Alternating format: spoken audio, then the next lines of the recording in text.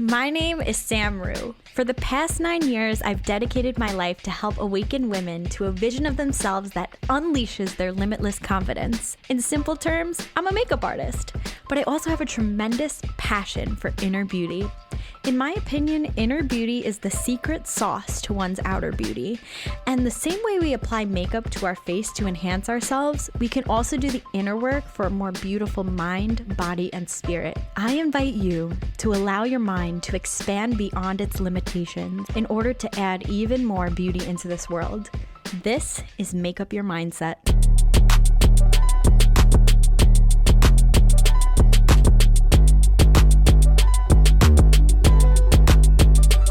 Good morning, beautiful. Hi, welcome to Make Up Your Mindset. I am ecstatic to have you here today. Firstly, I want to thank you for choosing this podcast. I hope that it brings you some tremendous value and that it brings some light into your day. I want to start by giving you a little insight onto what this podcast is, how it began, a little bit of my story to give you some background on the voice in your ear or headphones or speakers. So to begin, hi, my name is whoissamruh. I've been a makeup artist for about 9 years now. My purpose in life has always been to inspire the world through art. And I've been an artist my entire life with a certainty and knowing that that was going to be my career path. But I had this uncertainty of how it would come about. And along the way, my purpose has changed a bit. I've been led in a few different directions as far as passions. When I was younger, I started out as a painter and then fell in love with photography. Always just loved arts, and I was naturally led to makeup. But I've always had this fascination with psychology and self-help, as well as spirituality and food. Yes, food. Culinary arts was one of the routes I was open to taking for my life during middle school, but it didn't quite fit. And now I barely cook. I'm actually not really the best cook at all. And I realized I liked eating more than cooking. So, but as time would tell, out of all the mediums I was led to, makeup was the one that took off for me and stuck up with me until this day. And I truly think it's because makeup allowed me to express a deeper purpose than just vanity and surface level creation. It almost has a bit of all of my passions wrapped into one. And I'll explain that further in a little bit. But let's flash forward. So throughout my career as a working makeup artist, I noticed this pattern with women whose makeup I do. In a typical scenario, a day in the life of whoissamruh at work, being a makeup artist, I arrive to a client's house to do multiple people's makeup. And I'll set up my chair, my lighting, my makeup kit. And most of the time, no one wants to sit in the chair. And I'm just like, don't you want to feel pretty today? But anyways, once someone decides to go, typically a woman sits down. She has this shyness, this timidness. But at the same time, she's excited. But I always sense this little nervous undertone. And I think it's just uncertainty and unknowingness of how her face is going to come out. Like, this is the first time we're meeting. I mean, she's seen my work on Instagram or, potentially. Or it's the first time we're meeting and they have no idea what they're getting themselves into. But I think they just know that their vision of themselves is in my hands for the remainder of the day. And so I know this, which is why I constantly work on my certainty and my confidence within my work so that I'm able to bring that certainty to them. And so I go about applying, and more often than not, I always notice there's a huge shift that happens when women get their makeup put on properly, put on beautifully. I started noticing, I'm transforming their faces, their exterior, but I'm also witnessing an inner shift. And so it usually continues like this. The client leaves the chair, looks in the mirror, they do the, oh my God, I love it, and then they run off and they thank me, whatever. So then I proceed to take the next person. And almost always, out of the corner of my eye, I see that first client, their cell phone camera starts to come out. They start documenting themselves. They start talking differently. Their energy has taken a complete 180. And I see them come alive from when they first sat in the chair. And so I started to think deeper about that moment. And I started pondering, what is happening in those moments? What's happening here? I noticed just a piece of them was brought forward. Now, they may be taking selfies, feeling pretty about themselves and the vanity aspect of it, but whether they realize it or not, on a subconscious level, what they're really doing is documenting the feeling that they have in that moment. They're documenting who they are in that moment, mind, body, and soul. Their energy just took a shift, and that's the change. I only know this because I know this feeling very well. It hits very close to home. It's the reason I got led into makeup artistry, because it happened to me the first time I got my makeup done. And so when I first got my makeup done, also, sorry, there's a moving truck outside of my door. So thank you for the free sound effects. But when I first got my makeup done, I realized, oh, this isn't just superficial. This is powerful. And it's why I do what I do now. I do what I do to pass on that awakening to women, to who they've always been. It really arises who you are on the inside, and it just shifts your energy completely. And I just happen to do that through the tool of makeup. And I put so much intention into my artistry, so much so that it goes beyond superficiality. It's enlightening, it's empowering, it empowers us. So now I've realized this medium has a power beyond itself, which led me to a deeper connection to this field, makeup artistry. But along the way, I started to question something with this tool, which is, okay, what happens to these women when the makeup comes off at the end of the day? Does that empowerment last? And there was, of course, this imprinted moment that happens in the makeup chair. Is that feeling, is that reminder sustainable? Or is what happens from bare face to confidence awakening just short term? Does it fade at the end of the day? I wondered how, or if there was a way that I could be able to bring that shift long term to clients. And it's something I've pondered on for quite some time. It's almost become a small goal of mine to imprint a sustainable solution. And this also got me down the rabbit hole of thinking on the difference between inner beauty and outer beauty, and what even is beauty. Makeup itself, when applied, can be considered art and an enhancement, but true beauty, do we even need makeup for that? In my opinion, no, we don't. Look at nature, look at men. They don't wear makeup. We can call an experience beautiful. So what is that? To me, that's core energy. To me, that's the way we're perceiving existence presenting itself to us. And I've met many people who have been physically beautiful, but have completely shown and expressed the opposite energy when it came to being kind, considerate, having any sort of values, any sort of morals. And if you have an ugly and bitter heart, it'll be transparent in everything that you do. Your energy, how you carry yourself, what you think, but more importantly, what you bring into the world, all make up the perception of beauty, in my opinion. And I also believe your essence will always overpower your external beauty. And so the inner work, essentially, is creating space for the beauty. The inner work is not always pretty, but the results usually are. And so with that, what kind of beauty do you want to possess? Beauty on the inside or on the outside? And I say, why not have both? We all have the potential for both. So why not awaken both? Makeup is fun and expressive, but being kind and having values and being smart and adding value into the world is so much more impactful and rewarding in my experience. Looking good while doing it doesn't hurt either, but we have to master the inside for that to be a successful marriage. And I want to make your mind pretty too. I've spent 9 years making the outside pretty, and I want to help influence the inside as well. Each and every one of us has the potential to tap back into ourselves before life hardened us and before life got the best of us. And we have the potential to make our souls and our spirits beautiful too.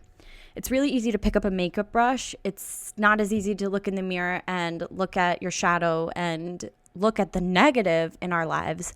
But we're able to, and we're able to transform that and transmute it into positive and beautiful, beautiful energy.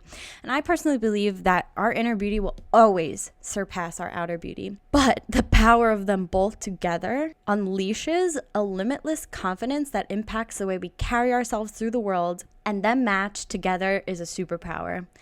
I also want to add, I believe working on ourselves will always be a lifelong journey with many, many lessons. And I never want to claim that I know it all, that I'm Miss Perfect, that I have it all together, that even my mindset is solid, because that's not life. That's not true. It's something that is a lifelong journey. So I just want to disclaim that. I never want to claim that I have it all figured out, because that's not the point of this podcast. This podcast is a journey together. It's a human experience, and it's the inner work. I also want to mention that this is going to be very inspired based, whether it be an insight I got on a book or an Instagram post that morning or Tony Robbins, or I got a download or something that I'll be forwarding, a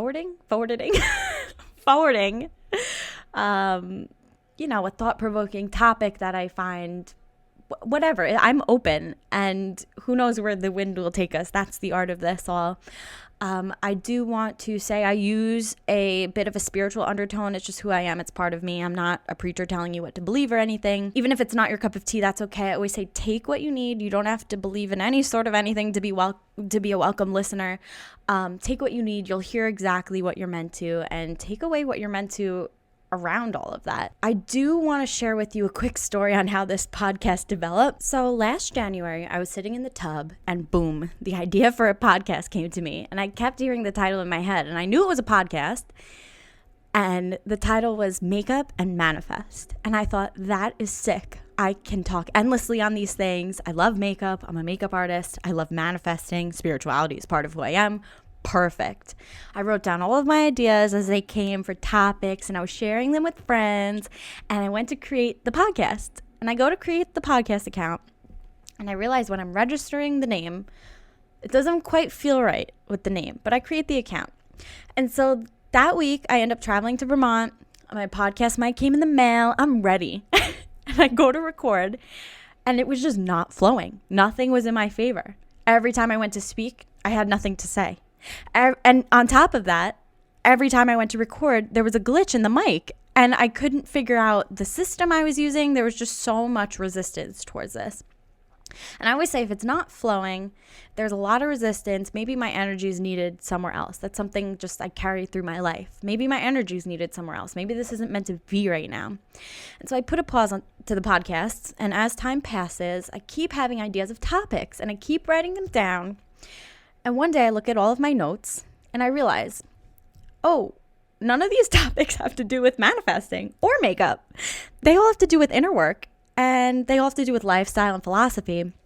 And a lot of the topics were more so thought-based. And I'm like, oh, this is a mindset podcast. And then all of a sudden, the real podcast was birthed. Make Up Your Mindset. I think Make Up Your Mindset has been, the mindset part has been the theme in my head all along.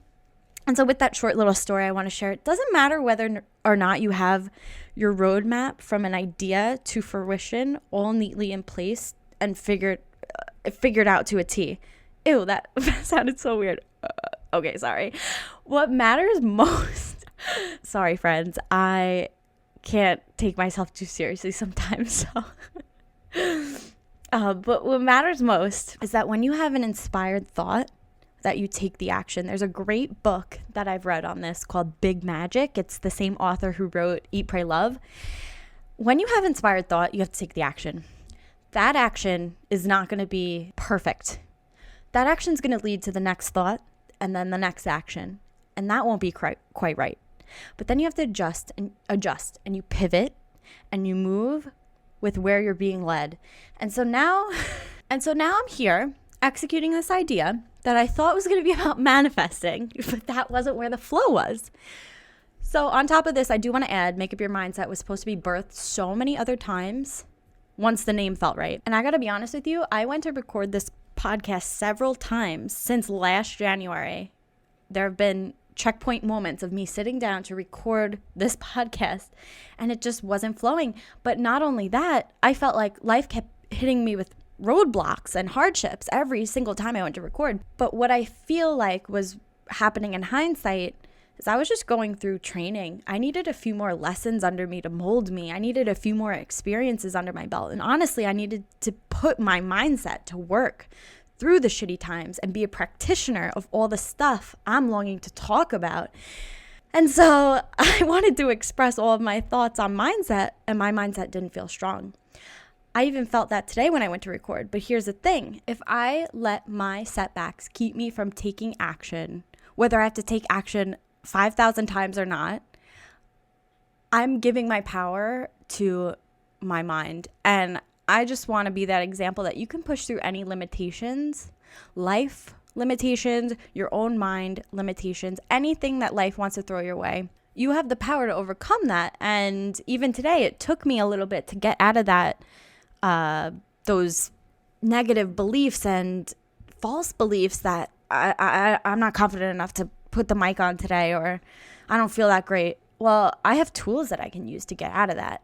And we'll share those tools in later episodes. But even though it took a couple of rounds and attempts, those attempts weren't to get me off course. They were to get me on the right course.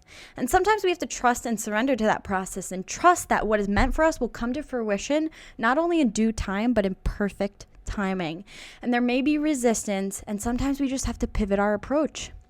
And now, as life has pivoted for us now inside due to this insane coronavirus pandemic, which has left me out of work currently as a makeup artist, I have no excuse to take actions on these small ideas of mine. And in a way, it's giving us all space to create and act on those projects we've always had dreams of pursuing. And while it is a scary time, it's also a time to work on our minds and create.